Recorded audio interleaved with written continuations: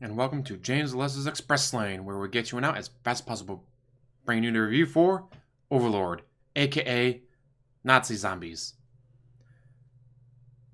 For the first probably 30-45 minutes, it is just a World War II movie. A pretty damn good one with the visuals. Like the first 10 minutes as they're flying in, like a day or two before Normandy's supposed to, the night before Normandy's supposed to happen, D-Day and all that.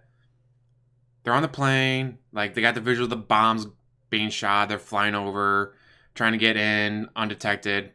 Maybe not undetected, just trying to get in far enough. Like, oh hey, we can jump out of the airplane safely. Things go to shit. The group you follow, their main mission is to take out this radio tower. They take out the radio tower. Nazis can't warn like, oh hey, all this shit's happening on Normandy Beach. Send help. But as you can probably figure out from movies, that's pretty much not the zombie Nazis, or Nazi zombies, however you want to put it. They find something besides the radio tower. Everybody from the main group, except for maybe 4 or 5 people, die before they even land. And by the time they land, start moving, a few more die. It's just, everybody dies. It's like Game of Thrones, but World War II. It's just, like I said, like the first 10 minutes of when they're flying in and doing the parachuting and on them, like, whoa, I don't want to blink. I don't want to blink because if I blink, I'm going to miss something. Because the visuals were amazing. And it's like, yeah, a bunch of people just died. It's like, yeah, but you didn't get time to meet any of them, so you don't really care that they're dead. Then as you get to know the main characters, you get to know the corporal, who's the explosive expert. You get the brash New Yorker, New Jerseyan. You can tell by the accent. There's a few tropes here and there that they use, obviously, but that's why they exist. They get used a lot. But like I said, they're there to take out a radio tower when they find Overlord, Nazi zombies. And I get, not like I said with the visuals at the beginning, just don't want to blink. Although you can't see, my eyes is wide open because obviously I got my glasses on, but there's some visuals in it.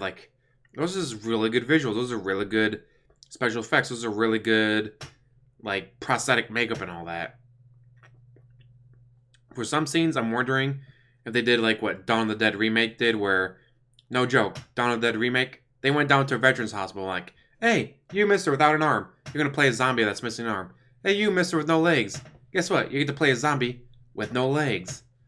So I'm wondering if they did that for some of the zombies, because it looks pretty fucking good, in my opinion. I'm sure there's going to be people watching this, reviewing it, going, it wasn't accurate. Really?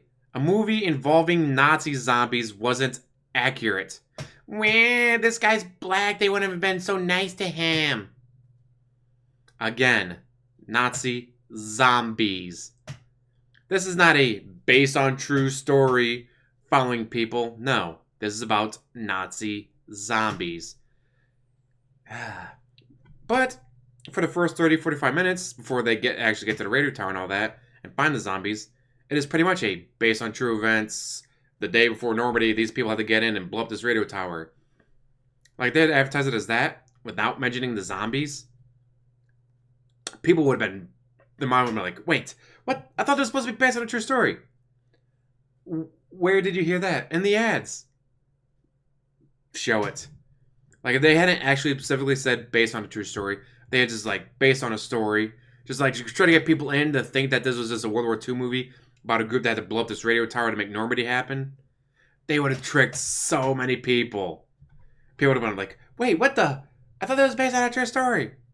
No. They just said based on a story, not a true story. And technically, it is based on a story. One that was written up by Hollywood. But besides the visuals, which were amazing, one issue I had was the audio. There's times where the music is just so overpowering, I swear they blew a speaker in the theater. It's what'd they say? The music is too loud, I can't hear what they're saying. What? It's just, the background music, I get it. You use the background music for dramatic effects. But there's just times where you can't hear what they're saying because the music is so loud. And By the end of the movie, I swear they blew one of the speakers in the theater just from it being so loud. So if you're at home, well, then again, if you're at home, or I'm going to turn down the volume. Well, now I definitely can't hear him talk. I can still hear the background music, no problem. Don't worry about that. But you wouldn't be able to hear him talk. There's a bit of subtitles because they're invading France, so you got French, you got German from the Nazis. So there's some subtitles, but not so much. Not like Pan's Labyrinth, where you got to read the entire fucking movie if you're an American and you only know third grade English.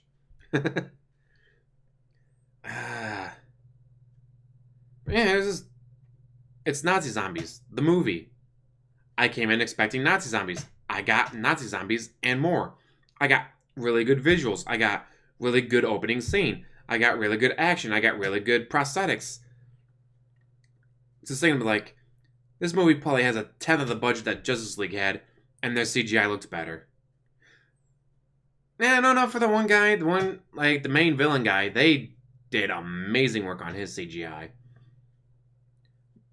And there may have been a couple places here and there, it's like, yeah, that kind of looked off, but again, tenth of the budget of Justice League did more with their CGI than they did. Fuck, Angry Joe does more with their CGI than they do. Not saying much since DC sucks at CGI. But yeah, just came in expecting Nazi zombies. Got Nazi zombies. Visuals, 10 out of 10. Audio, 7 out of 10. Turn down the music, guys. Story, first 30, 45 minutes, it was just a World War II film until they get to the Nazi zombie part. So storyline is like, this is really set up really fucking well, I thought, in my opinion anyways.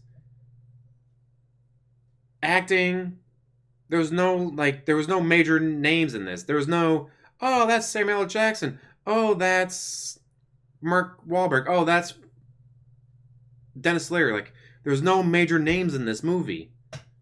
So the acting that you get, I thought was actually really good for probably what the price they're paying for their actors. It's like, maybe they weren't unknowns. They might be on IFC channel TV show or this indie movie.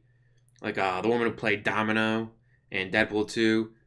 It's like, she's pretty awesome. Let's look at it like, oh, she was in some independent movie, TV, something like. She's in stuff before this, obviously, but it was nothing major. There's no AAA film with a $300 million budget. And that's pretty much what every single one of these actors and actresses come from. Is they're not coming from AAA $300 million budget films. They're coming from, all right, we got 2 rubber bands and a paperclip. Let's make this work. And you know what? Sometimes those movies are better because they don't have the budget. They got to rely on the acting. They got to rely on the lines. They got to rely on the story. They can't rely on the special effects and bullshit. Which this movie does. It relies on the acting. It relies on the story. It relies on some great set pieces and just, If you're not a fan of gore, you're not going to like this movie very much. For the few people that you do get to spend time with, get to know, I guess you start to worry about them. Like I said at the beginning, they kill everybody. First 30 minutes, 90% of the people are dead. But that means that they can then focus on the small group of soldiers who remain. And on their mission, obviously, to blow up the radio tower. Which, oops, turns out to be something more. My favorite line was probably, 1,000-year empire needs a 1,000-year soldier. Take that as you will. Out of context, may not mean much, but if you watch the movie, you'll get it and you'll probably enjoy it. It's not a big AAA title. It's not something that's be winning a lot of awards.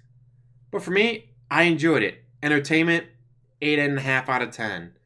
The music being too loud so you can't hear shit going on sometimes brings it down a little bit. But for entertainment value, bang for your buck, go see it. It's worth saying. If you're into World War II films, Nazi films, stuff like that, it's a really good World War II film. If they had cut out the zombies and just made it about taking out the radio tower and advertised it as such, I maybe want to do as well because most war films don't do that well anymore. Well, obviously it depends on the story, depending on what it's about. Yeah. But yeah, go see this movie, guys. It's pretty damn good. And as always, like, subscribe, comment down below, and have a wonderful day.